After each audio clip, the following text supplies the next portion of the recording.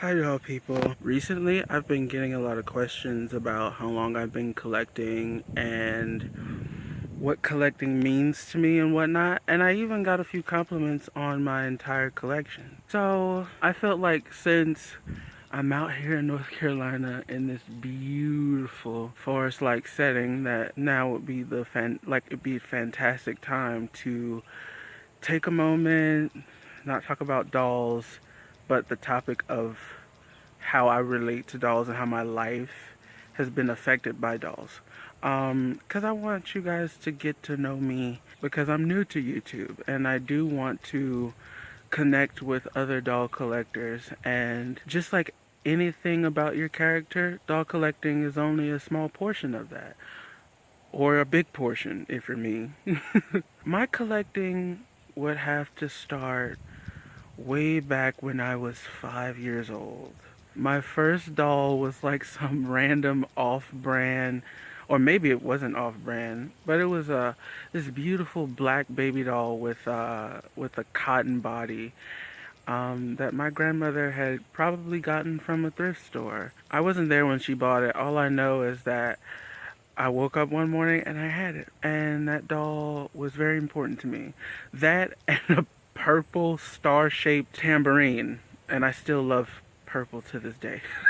I took those two items with me everywhere. It was through my grandmother that I actually got the love of dolls from. I watched her crochet for them. I watched her make those awful little toilet holder doll situations. I watched her do that.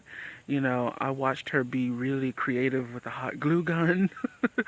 I watched her be freed from all her everyday troubles through craft work, sewing, and doll collecting.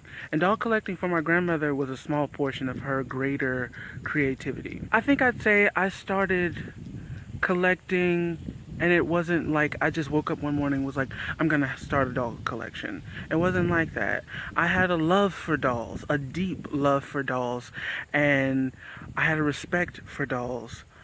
And it was very abnormal, I guess, because I'm a little boy at this period of time, and all my friends, they were really in love with their action figure and Power Rangers and stuff, and I was too. The only difference was I seen my action figure and Power Rangers and whatnot as like a backup singer to Barbie. And that's the way I played. I played with my dolls and my action figure, and it was a wonderful, wonderful portion of my childhood. And that continued. That continued despite all of my uncles and cousins kind of picking on me because I had a love for dolls. It continued through all of the negative things that portions of my family would ridicule my mother about. They would say things like, he's a little boy, he should have a damn ball. And I had balls. I had balls. Anyway, I did things that little boys are expected to do. I just also enjoyed what they didn't expect me to enjoy, and that was dolls. Fast forward that to me being about 12 years old. I think that's probably where things really started coming to perspective for me. And when I say perspective, I could understand what it was people was badgering my mother. Not so much my grandmother, because you couldn't say shit to Miss Nichols. Like, she would chop you down in a moment about her grandbabies. But my mother, she she took a lot of guff for having a little boy that was already effeminate, but into dolls as well. She got a lot of guff from people in the church, her own family. Oh, what a beautiful butterfly. But yeah, my mom took a lot of negativity from people on my behalf, and I didn't realize that until I became maybe 12 years old, and other kids my age, you know, they were starting to pick on me a lot harder. I don't have a weak personality, and it wasn't the things people were saying that was weighing on me heavy. It was what I was feeling that was weighing on me heavy. I was feeling like I was abnormal, and I was feeling like I was so drastically different. And of course, when you're 12 years old and you're just starting out through puberty and realizing that you're a little boy and you feel like you're supposed to be attracted to a little girl and you're not, and you like dolls, and you've watched your mom hear all these really negative things from your family and people that don't know her, you know, it weighs on you. And I got a little bit depressed. But through that little bit of depression, my grandmother taught me how to sew. And she showed me that when I'm feeling down, I could make an outfit for my dolls and feel better. So even through the time where I was feeling like shit, my dolls were an escape for me. And shortly after, I realized that what I was feeling sucked, but I didn't have to stay stuck in it. It made life so much easier. And having that portion of my life that could be made easier by dolls, I was able to find myself. And then I came out to my grandmother. And my grandmother was like unbelievably unfazed. Like she expected the shit. Well, I wasn't exactly the butchest boy in the world, so I guess she probably guessed it. Like she wasn't even surprised. She was just kind of like, yeah. But she accepted me for who I was, and I continued being happy with who I was with my dolls. Fast forward to me being like 14 years old, my grandmother passed away. And so I didn't have my best friend anymore. I didn't have that superhero to tell me, do what you love doing and it's okay. But that's what I took from her, and I still hold on to that. Her leaving me forced me and my mother to become very, very close. My grandmother was a huge portion of my life. I was at her house maybe at least 4 days out of any week. And I didn't call her grandma, I call her mom. That was my mama. And my own mother, she of course was my mama, but sadly, she didn't mean as much as she means to me today until after my grandmother had left me. I'm not proud of that, but it's the truth. After my grandmother passed away, it forced me to pay attention to my own mother because I felt like, damn, people could actually die. Like I felt like my grandmother was above death.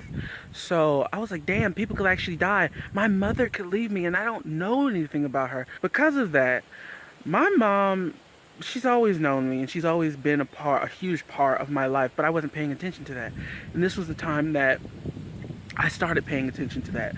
I started really getting to know my mother, not only as my mom, but as a human being. I thought she knew that I was a gay kid because even though my grandmother told me she wouldn't tell my mother, I expected her to tell her. So I was operating my life as I always have, thinking that she knew.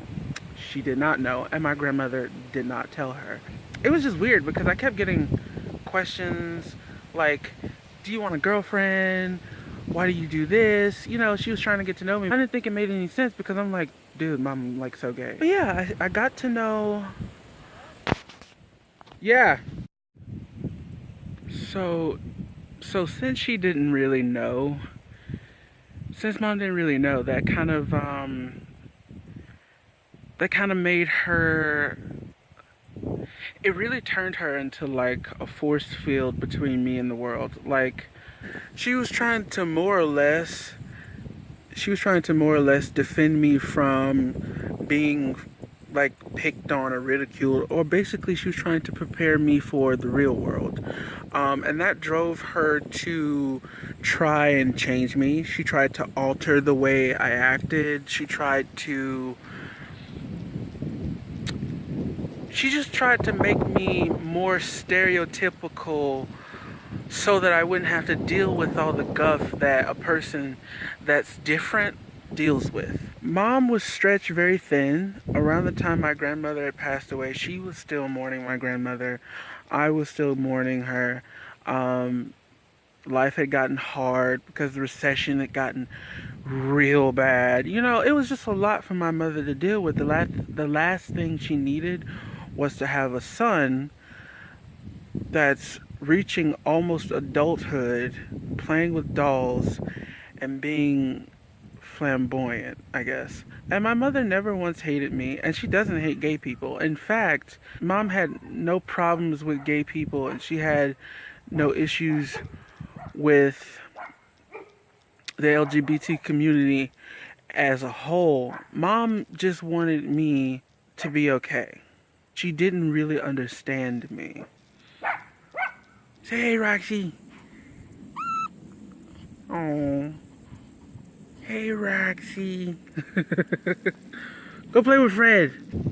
She was trying to both understand me and she was also trying to protect me. And that caused her to do some things that at the time I perceived to be very hurtful. She tried to help me become more mature. And I put mature in quotations because I've always been mature. You know, I've always been a very smart person for my age. She was saying mature because she really wanted me to stop playing with dolls, and she wanted me to understand that, dude, people are going to pick on you because you're playing with dolls, and they're going to pick on you because you're effeminate, which I already knew. Like, you can't go through the public school system and not know that, sadly. I already knew that, but I've always had a strong personality. I didn't care, and it was because my grandmother taught me that I didn't need to care. If I was happy, I wasn't hurting anybody, that's all I needed to worry about. But my mom knew how social I was, and she wanted so badly to both protect me, care for me, and understand me. So she moved to some really drastic levels. She took away from my doll collection while I was away, and I was under the presumption that I would get them back and that I just did something wrong. You know, you're a kid, you don't remember what you did, so you figure you did something wrong, you just get your shit back later. But that did not happen. That hurt a lot. And the reason why that hurt a lot is because before my grandmother passed away, dolls would come and go. I get a doll, I do what I want to do with the doll. Maybe my cousins might end up stealing it from my house, or I'd end up donating it back. I'd give it to other girls in the neighborhood. So dolls would come and go. I wasn't accumulating a huge collection. Dolls meant what they meant to me in increments, and then I let them go. But after my grandmother passed away, that's when I made the conscious decision. I was 14 going on 15 years old, and I said, I'm gonna just start like a doll collection, and I'm going to keep them. And it was also around the same time that I got introduced to BJDs and Momoko, and I found all these beautiful dolls on the internet, and I said to myself, I can have this and keep them, and it'll be like a happy nod to my grandmother. And that's what it was to me. So I started hitting thrift stores even harder, basically just hoarding dolls. I was just buying dolls just to be buying them. I'd fix them up and I'd keep them, and it made me happy. She took everything, and that it hurt like hell because I felt like it was a huge slap in the face. I felt like my little slice of happiness that I had control over. Because when you're a kid, you don't have a lot of control over anything. Hell, when you're an adult, you don't have a whole lot of control over most things. But my collection, I did. I had full control over that. I knew what I wanted to do, and I could do whatever I wanted to do, and it'd be okay. And I didn't have to worry about other people. This was just my thing. And my mama took it away. I held a lot of resentment in my heart. I disliked my mother for a while. We got into countless fights about it. I felt like by her taking my things away from me the way she did, it was just so hurtful that she'd do that to me. And I didn't have dolls for, I'd say that happened like 2008-ish, maybe. Yeah. I didn't have dolls till 2010. Yep. I didn't collect any dolls. I still love them. I still Every single time I go to the grocery store, they would still have to call me over the loudspeaker because I'm on the Barbie aisle. But I just didn't buy any. I didn't have any. And I couldn't. I wanted to, but I just couldn't because I felt like, what if my mom throws my dolls away again? It really kind of fucked up my whole attitude towards myself and my doll collecting and what it meant to me, because not only was that hurtful, I was also thinking, well, why did she do it? And when I think about what she was telling me, it wasn't like the thing she was saying was outlandish. I knew that people would talk, because they always do, and I knew that it was perceived to be immature, and I knew that being effeminate was going to cause me grief because of the way people think of effeminate men. I knew all this stuff, and I understood what she was trying to do, but it still hurt, and it still felt like she'd rather me be someone else than me be me. The worst thing in the world was thinking that your mom fully understands you and she doesn't, and then you not knowing it. That was the worst thing in the world. I held a lot of resent. At one point I actually genuinely thought I hated her. I really did. I didn't, but I really thought I did. It was a huge lump in my chest for years, and it wasn't until mom made like a best friend, and that best friend was kind of like, for whatever reason, she was a mediator in between the two of us, because it was very toxic in between the two of us, between mom and I. We couldn't really be in the same room before a damn argument started. It was very bad. But Miss L, that was her name, she became like a little mediator between the two of us. She would speak to me, and I would vent to her, and she would say things to me that I wasn't thinking. You know, she'd say things to me like, maybe your mom doesn't really understand where you're coming from. Maybe you're operating under an assumption, and so is she. That made me think. It made me think a lot. But she helped mend my relationship with my mother a little bit. She asked the questions that I didn't think about. I was just, for whatever reason, I don't know why, because mom wasn't necessarily a horrible person. Mom wasn't a horrible person to me. But I was just like, she's just a horrible person. That's why she's doing this. But that wasn't the case. Mom didn't know that I was a gay little boy. She just figured I was being immature.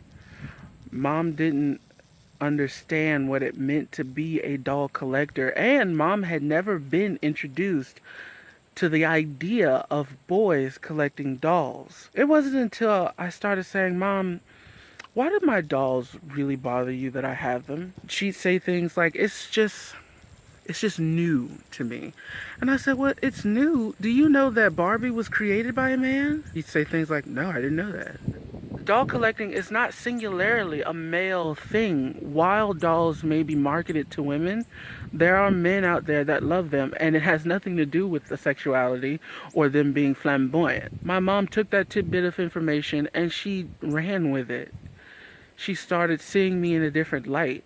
She started asking me questions, and she started understanding me better. Around about that same time as she started understanding me better, she asked me, Josh, are you gay? And I said, well, I don't see me being with a woman. And that's when everything, like, shit really did hit the fan for a little bit of time, because, like I said, my mom doesn't have a problem with the LGBT community as a community.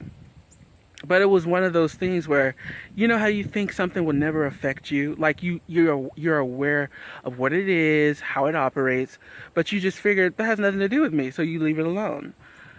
Well, it's one thing to know and love a person that happens to be gay, but it's a totally different thing to have a gay son.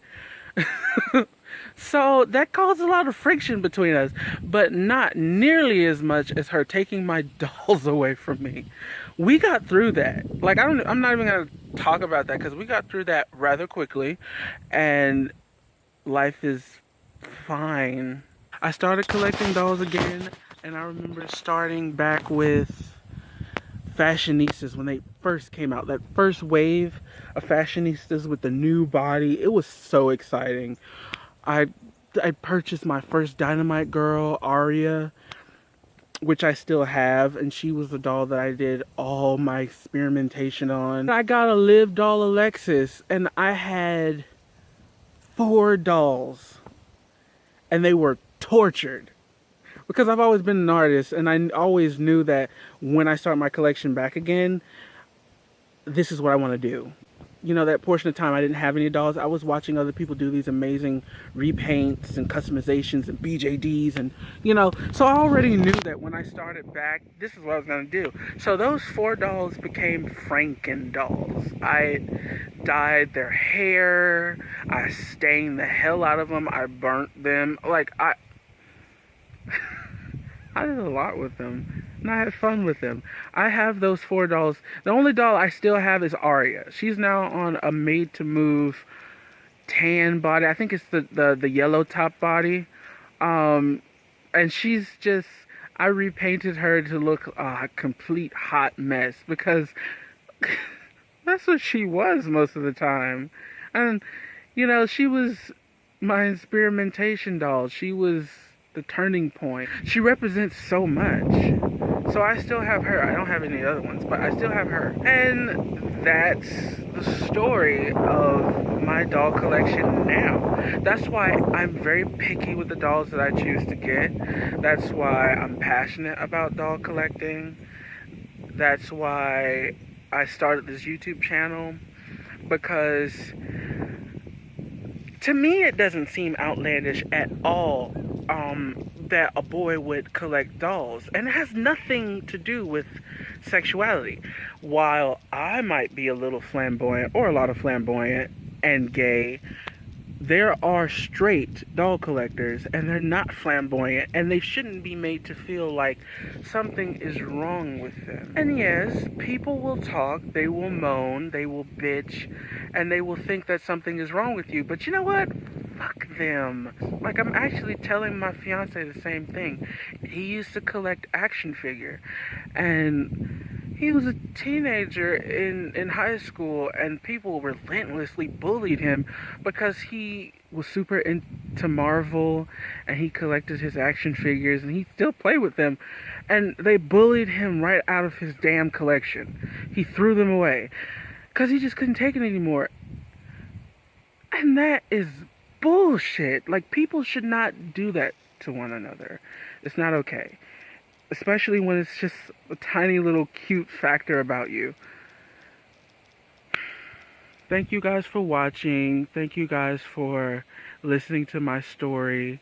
I hope it helps you understand me a little more. I'm sure this will help you know me a little more. So yeah. And guys, before you guys go off in the comments about how horrible my mother is, she's not. My mom is the most amazing person in the world, and she's always been that way. The way she operated was hurtful to me because she didn't understand me. There was a misunderstanding. And what she did really was out of love. And I no longer resent her because now I know that. So yeah, that's all I have for you guys today. Bye.